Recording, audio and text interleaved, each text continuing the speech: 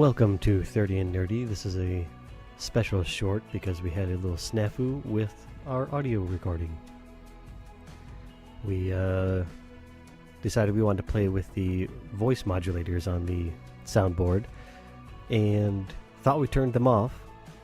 Instead, we sounded like demons for a whole hour and a half for two different programs, so that was super fun.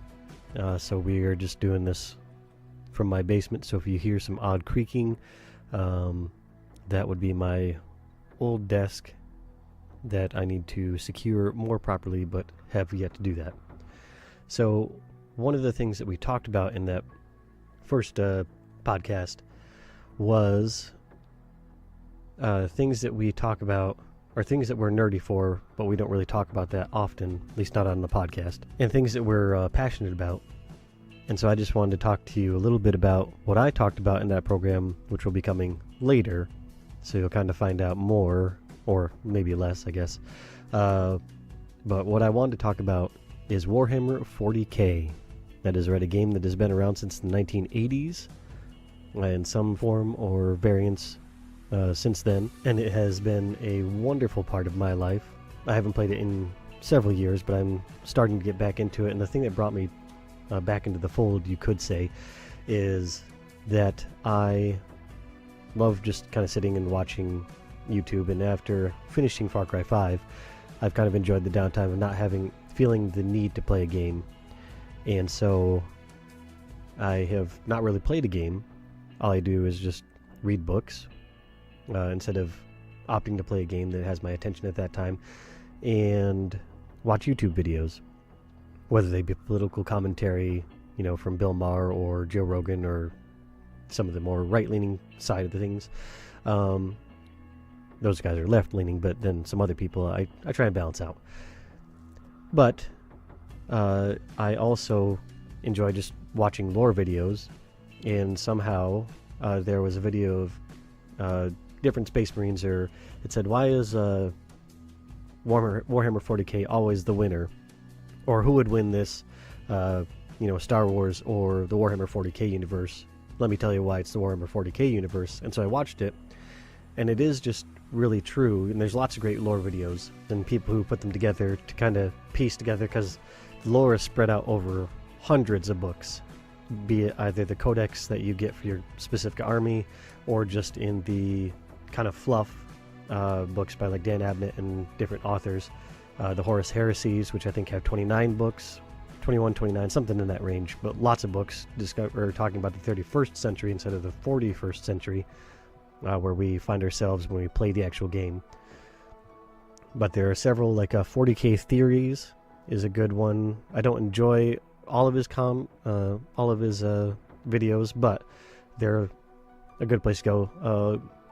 Lutin 09, spelled Luetin 09, has a lot of good videos. He does a lot of different things, but his videos seem a little bit more concise and a little bit just more driven towards my enjoyment of kind of the pacing and different facts and little nuggets of information that he's able to pop in there.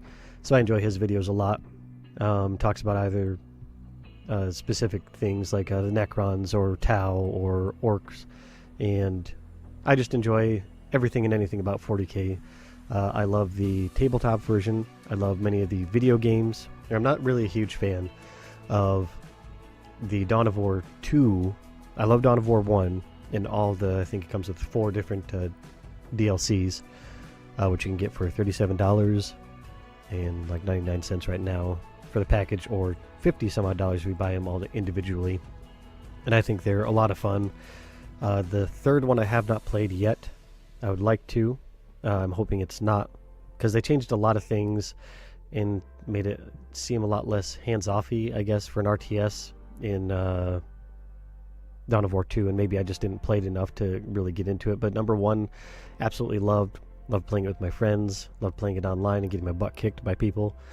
I don't know if the online community is still around that one, but I did enjoy that. I loved a lot of the games. I loved Space Marine for the Xbox 360. I'm looking forward to the several new titles that are coming out, like Death Watch, which I think is the one of the new games coming out, where I think that might be the one where you're taking on the form of Terminators and you're fighting against the Tyranids. And in Space Marine, you were just a normal, normal quote unquote Space Marine, still an amazing character and superhuman, but for the ideals of 40k, you're just a normal Space Marine going against orcs. Really fun gameplay. The online gameplay was a lot of fun for that, because no matter, even if you had a force sword or a power weapon, that you still were able to put up against those great people who had the power weapons if you had like just a chain sword. And so it just was a lot of fun, tons of variants, and it just made you feel like you're in the 40k universe. And I'm still waiting for Games Workshop to come back to me and talk to me about my idea for a 40k game that I think would work great with microtransactions and make them billions of dollars. Billions! So with that, I would just like this podcast to kind of be a little bit about getting into the tabletop version, though I would say and wholeheartedly thumbs up, go play the video games. Now, what I kind of wanted to hone in on more was choosing an army and how to choose that army, because there are several different ways, and there's some videos I've watched on this, and I mean, it really covers all the bases. You either choose them because you like the way it looks, you like the way it plays, you like to win. And so I just wanted to kind of go through a few things, tell you what I do and why you probably shouldn't do it that way. It's kind of like if you were to play with me in fantasy football. Every week, if you look at how I set my lineup, you should look at who I start and sit. And if I'm sitting a star player, you should play them. And if I'm playing a crappy player, you should sit them. Usually that's the way it goes, where I'm a tinker. I play and I usually mess it up horribly, missing out on tons of points by having them sit on my bench. But somebody has to be at the bottom. But going back to 40k, really the way that I choose is that I usually, because we had friends who played, and we had a group that usually got together every Saturday. Sadly, we stopped doing that because just, life happens, and you get older, you have kids, and you don't have as much free time for anything.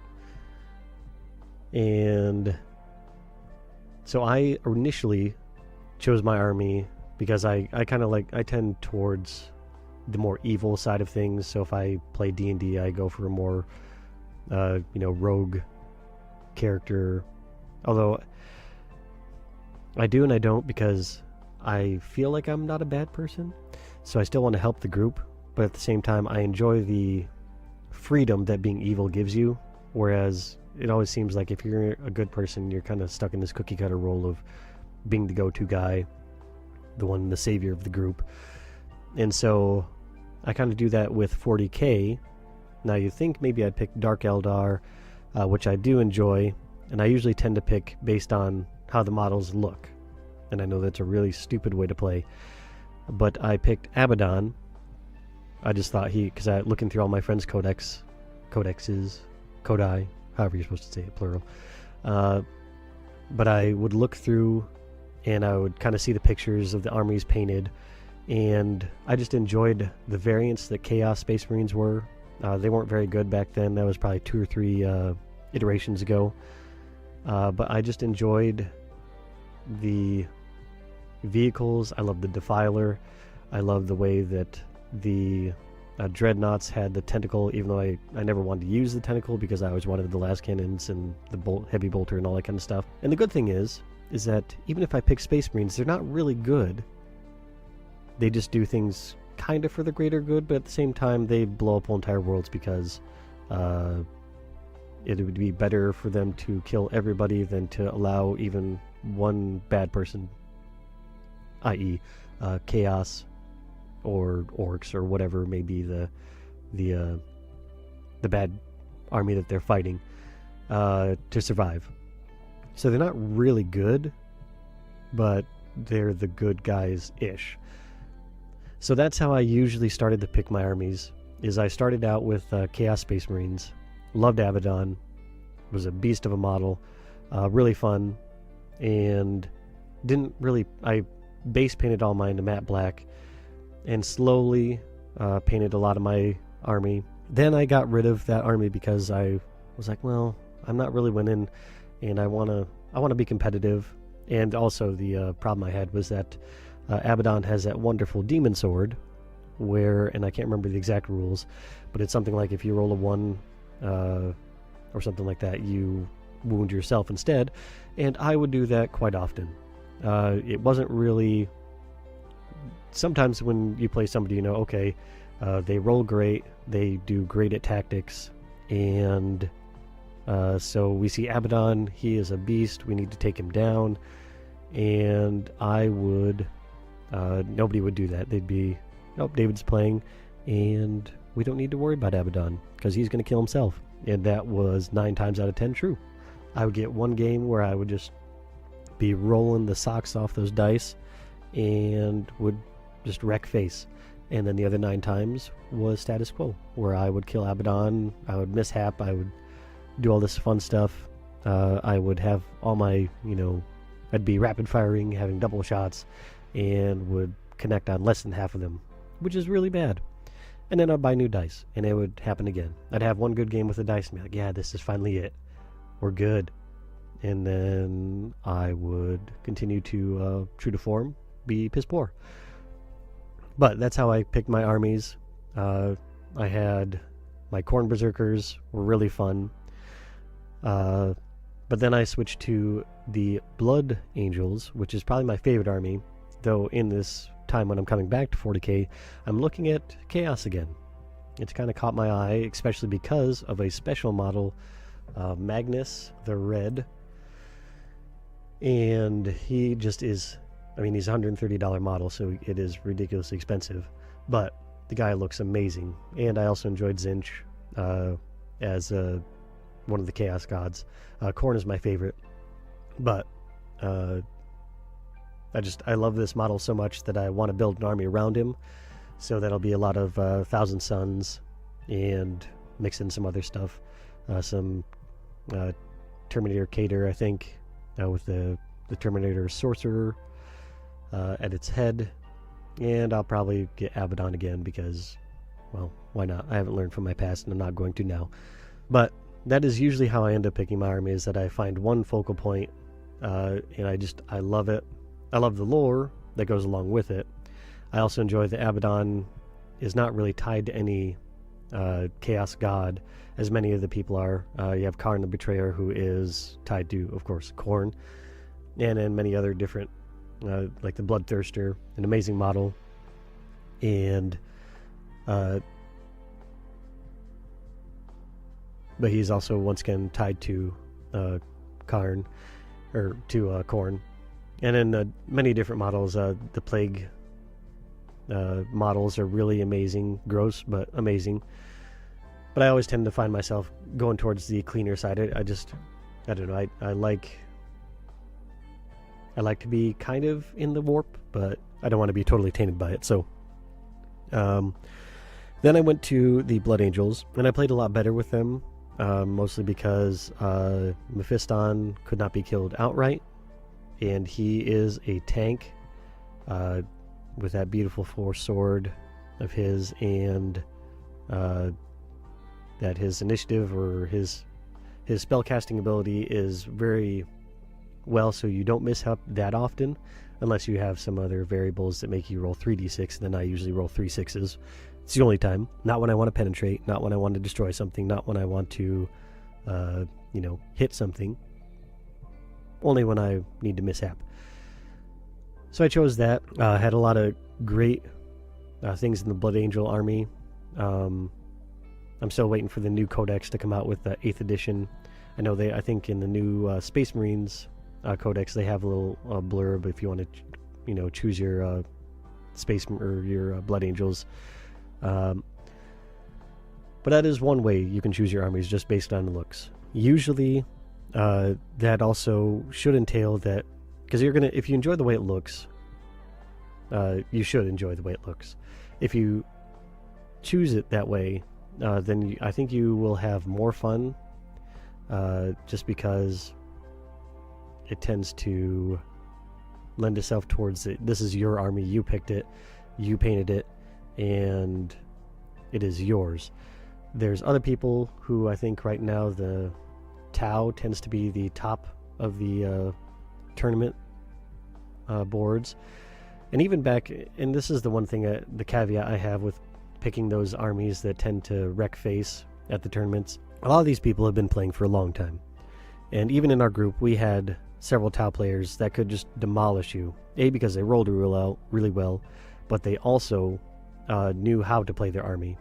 And I think that's the one thing that you need to pour over your you need to pour over the codex. You need to pour over the rules so that you know how your army is best managed, and what you can do to keep yourself on the board and them away from you, especially if you're Tau, because you don't really want to be in hand-to-hand.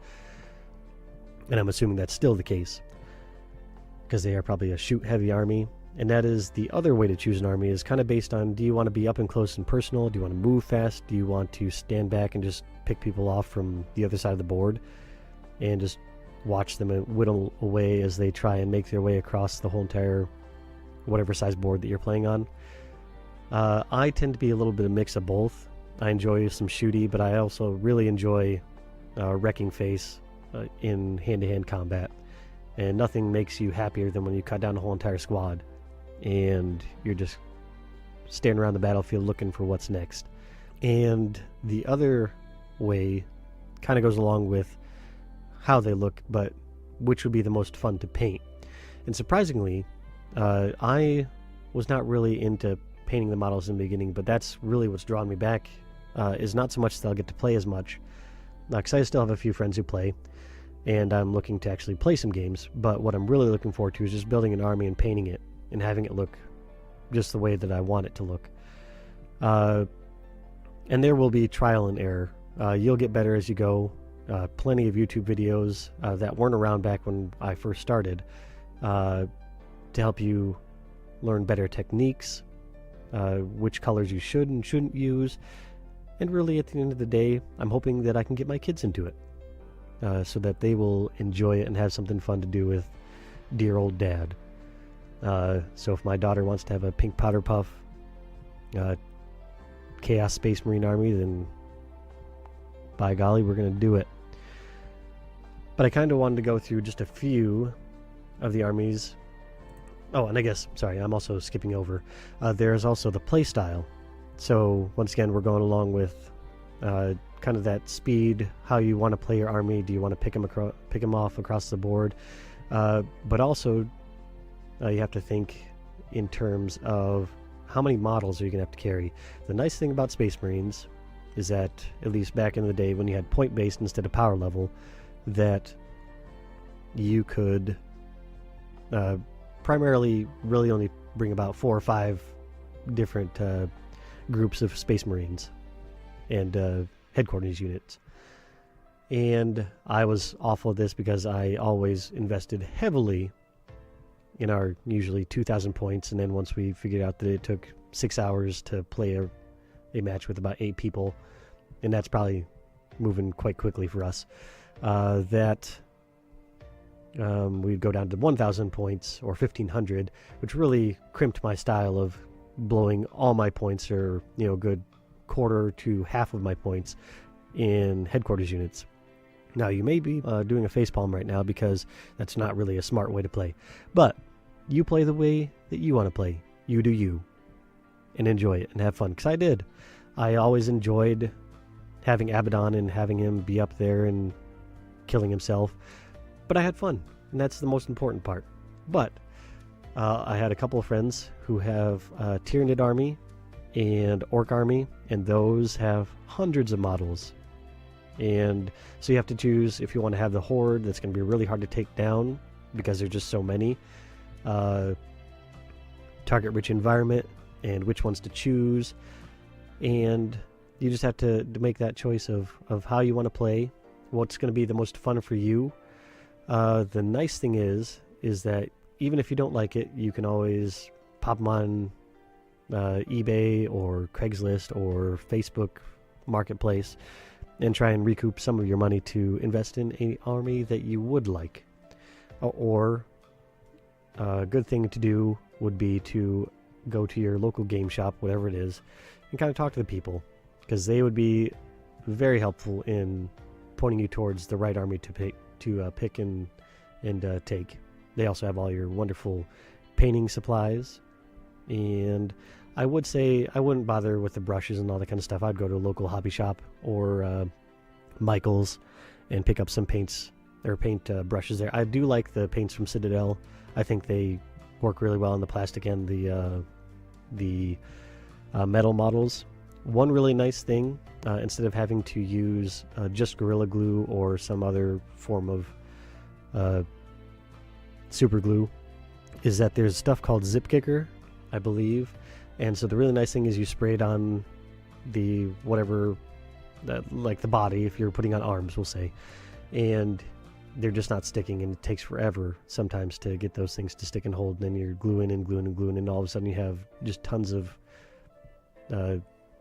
white residue all over your model, and it just irks the crap out of you. So all you need to do, clean off the glue, zip kick one side, little dab of glue, and it almost bonds almost instantly. So this stuff is great, but you also have to be quick, and you also have to kind of plan out ahead of time how you want it to look, because sometimes there's lots of little pieces. They have gotten better, I think, with making them a little more or a little less labor intensive in building the models, but like the head pieces sometimes are really annoying, because they're tiny, and sometimes they sit in there just right, and other times you pop it in there and all of a sudden you're staring at the back of the head instead of the front, because the front of the head decided it wanted to pop in the bottom, and now you have the Space Marine that has had his head twisted and is dead. So that's no fun, unless you're going for that, and then you do you. But wanted to go through just a few of the armies as I'm kind of trying to pick my next army that I want to go to. And we will just load up Games Workshop. The nice thing, there is a website, and I'm trying to think. It's called Miniature Market, and they have a lot of stuff on there, especially from the Warhammer universe, but they also have many, just basically almost any miniature game out there, and they have a lot of stuff that's either sometimes 10, 15, 20, even 50% off if they're trying to get the old models out to make way for the new ones. And so there are a ton of chapters you can choose from now. I would say that if you're just starting out, you cannot go wrong with just the normal old Space Marines, especially because they're starting to come out with the Primarch models and the Primaris Marines, and so they're supposed to be a little bit better than the normal Space Marines, but they are a lot of fun. They are very easy, they're tough, so you'll be able to kind of stick around. They also have plenty of chapters within it, so they have the Ultramarines, Blood Angels, Dark Angels, Death Watch, Grey Knights, Space Wolves, the list goes on and on. I will say, if you're going to go Imperial Guard, which I think they call the Astra Militarum, I would not go for the human models. I think you need to have them in case your vehicle blows up and then they need to exit the vehicle. But they're primarily a tank-heavy army, and if they're played right and done well and your dice are working for you instead of against you, you can start a battle, end a battle in a couple rounds, and go home and still have time to read a good book, watch a video. Whereas if you're playing, let's say, the Orcs, it's going to take you a long time just in the movement phase, then the shooting phase, and then the attacking phase. So as you can tell, I don't really care for the Hordish armies, just because I enjoy having my turns done, do my damage, and say goodnight. Usually that goodnight is me doing something stupid to where I run my army in and just get canned. The Grey Knights, a little bit harder, I think, to play for the average, but they do have some really fun models. They have the 2-wound Terminators. A lot of stuff is based on their strength, their shooting. There is initiative, which is based on when you're in hand-to-hand combat, who attacks first. and tons of different things. And so that's where the studying your codex and reading it and rereading it and understanding it and knowing what your stuff is and how it's going to work and what equipment it has on it to better service your army, and if you're playing on teams. Which I would say teams is kind of fun to play, because it's always nice to have just somebody to go, okay, you go for this group, I'm going to go for this one, and then hopefully we meet in the middle and share some blood of our enemies. There are also some newer armies in there. Sisters of Silence, which I think is the Sisters of Battle, the new version of them. There is the Eldar, which is the oldest race in the, well, one of the oldest races, created by the Ancient Ones, I believe, if I'm getting my lore right. And they would be under, at Games Workshop, Craft Worlds. And they are, I think, a lot of fun. They have a lot of variants.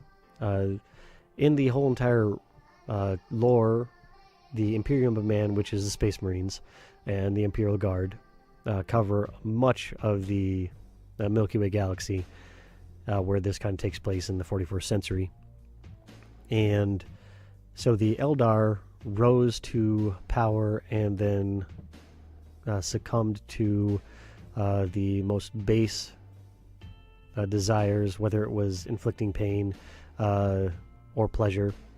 And because of that, the Chaos Gods were born, and through those feelings, and this is where it kind of gets all weird, because there's the outside realm, which is the Immaterium. And once again, if I'm getting my terms right or wrong, please let me know in the comment section, because I'm trying to do this off the top of my head as we're flying by the seat of our pants since we screwed up our last podcast. But the Immaterium was what is used to travel faster than light speeds, and the Chaos Gods, before they were there, it was traveled to and from with nary a thought. Now you have to be careful when you go through there, and that is kind of where the Chaos Gods live. And also, so there are worlds in there. I think they say that the Eldar homeworld is actually in there, and any of the Eldar that are alive are endlessly suffering because of their wantonness usage of all the forms and facets that you can inflict pain and pleasure upon each other. You also have then the Dark Eldar, which were one of the group that started the whole entire thing, which is basically the Eldar, but they're, evil, or more evil than the Eldar, because they kind of started the whole entire fall because basically the Dark Eldar is the same as Eldar, but they were a cult within the Eldar race that kind of planted the seeds for the Chaos Gods to grow. I believe that's right. And so you have all those different fun little things. You have the Necrons, which are a army made up of what they look like is skeletons, but they are a lot of fun, and they are, I think, in the top of the leaderboards as well for winning tournaments, just because they have some ridiculous armor, and also they have some great rules that allow them to pick themselves back up, and they have a amazing headquarter unit, Catan, and so I think they're a lot of fun. They're made out of living metal, so they're not really organic, but they're not machine either. They're a hybrid. And if you go to then the Chaos, you have either the Chaos Space Marines, which were the Space Marine chapters that chose to go the way of Horus and side with the Chaos Gods, trying to overthrow the Emperor. And so you have many different chapters there. You have like the Thousand Suns. You have the Plague Marines, the Noise Marines. You have the Well, let's just look. You have the Khorne Berserkers, you have the Obliterators, which is a really cool unit that I had 3 of, and I think that they're still made out of pewter. Don't quote me on that, because it's been a while. But they are mutations that can choose any weapon during their shooting phase, so I would use those, choose las cannons. And the nice thing is, if you are like me, choose lots of twin-linked things, because twin-linked means you get to reroll miss hits. I believe it's hits. So that way you double your chances of actually hitting. And then they can choose any weapon. They have a power fist, I believe, in close quarter combat, though, and 2 wounds. But the bad thing is, if you're in close quarter combat, usually they're hosed. At least for me.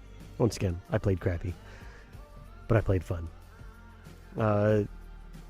Let's see here. You have the Rubric Marines.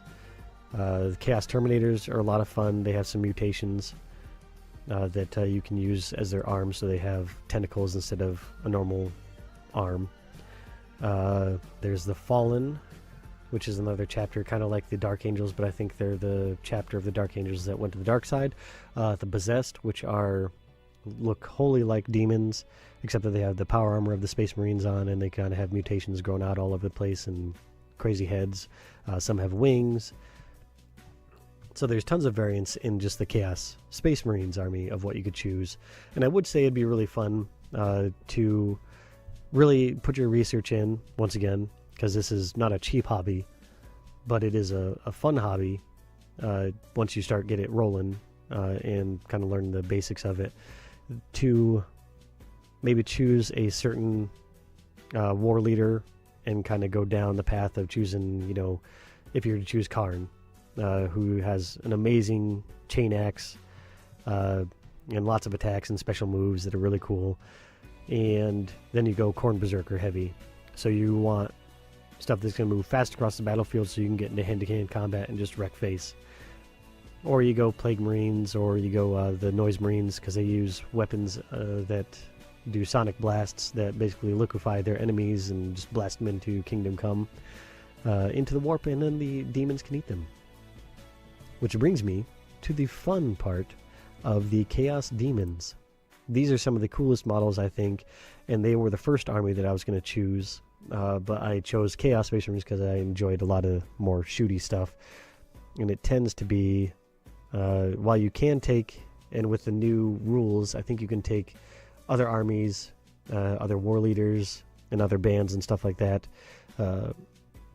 as long as they match up with your army. So, Chaos and Chaos Space Marines, Dark Eldar would work well together. So you can kind of mix and match and play around with that. But they have a lot more, I feel, hand-to-hand combat, and a little bit more honed in the form of, like, there's Demons of Slaanesh, there's the Thricefold Befoulment, which are go along with the Plague God. There's the Demons of Khorne, Blood Crushers, which are basically Khorne, or Demons of Khorne that are on hounds from hell, and then so they also can move faster. There's a lot of cool stuff. Soul Grinder, which is a really amazing model, actually kind of cheap for as big as it is and as cool as it is.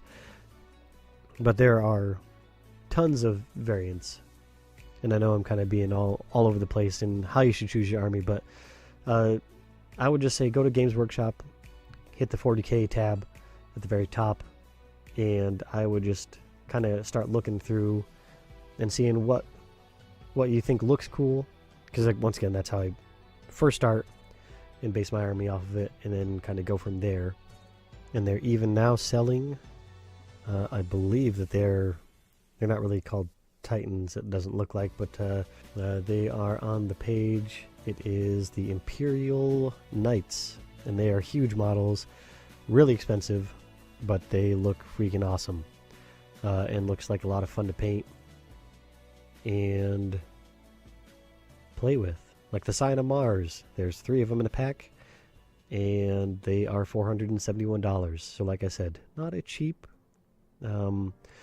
hobby, but it will keep you from buying drugs, because you won't have any money for it. And we'll go ahead and click over to the Necrons. I'm not really sure if they're an evil race and who they ally with, because I haven't looked at their... Usually in their codex it'll tell you what armies are your allies, who you can go with if it's a dire situation, and then if it's an all-out war, Armageddon, who can you ally yourself with.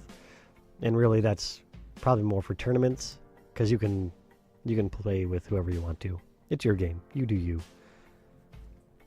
But they have a lot of cool commanders and a lot of amazing units, like the Necron Warriors with their little Gauss rifles. $36.25 just for 12 models and 3 Kenoptech Scarabs, which I think are used to resurrect or bring back or something like that. I can't remember. It's been a long time since I played them, but I played against them, not played with them. But I feel like I'm kind of running to the end of the road as far as just which armies are kind of out there. Like I said, I would start out, if you're just first starting out or even thinking about getting into it, the Space Marines, just the vanilla Marines, are kind of fun. I tended not to want to go vanilla because I knew I wanted to go into kind of some specialized different things. And there's also the lore that goes along with it, which is also another reason you could choose the fluff, as many people call it, that they have those stories of your certain chapters, heroic deeds. And like the Space or the Blood Angels have 2 different genetic mutations, I guess you could call it, because each Space Marine chapter is brought from the Primarchs, which got their gene seed from the Emperor of Man. And those videos you should look at Lutino9, and he could explain it a lot better than I can. He's put a lot more time and effort into gathering all the lore about those things. But basically, his children were the Primarchs, and then each chapter of the Space Marines is based their gene seed, which is how they're created, because they're normal human beings who go through trials and tests to make sure that they're worthy to be in the chapter. And then they have these augmentations, more like 13 different organs added to them.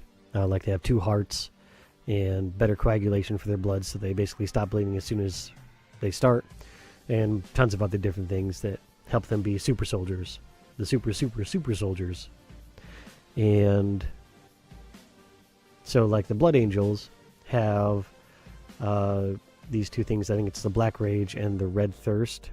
And the Black Rage is bad because it does certain things, like if you take the Death Squad, I think is one of the groups you can pick. They have to, in hand-to-hand or even in the movement phase, they have to move towards the closest enemy, which kind of sucks, especially if you're playing Tyranids and then that person knows that the Death Guard has to go against that person, so they move some model that they can't really do anything to closer, so they have to start moving towards it. So there is that. And then the Red Thirst, I think, is just that they go kind of bloodthirsty, crazy, and just start attacking and doing all the crazy stuff. And each chapter mostly has something like that. Kind of cool special rules that just add a little flavor to the game. And I think that's about it, besides to say that I hope you do decide to pick up this hobby for more than just the actual video games, but the tabletop is a lot of fun. Even if you don't get to play, painting the models and just having the armies, to me, is really why I'm getting back into it, just because I want to get a Chaos Space Marine army again and kind of paint it up and have a single Chaos God that I align myself with. And Magnus, I think, aligns himself with Zinch, which is more like a sorcerer and trickster god. And so I kind of want to get myself a Thousand Suns army. I would also like to get a Karn the Betrayer and probably a Bloodthirster, and go for some nice melee crazy Khorne Berserkers.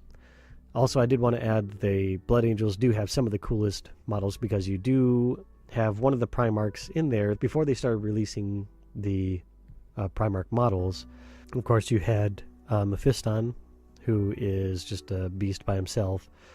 You have several other crazy characters, but the coolest one of the greatest models that isn't a large model, is the Sanguinar Exemplar of the Host, which is Sanguinus come back to aid his blood angels in their never-ending war against the Shadow.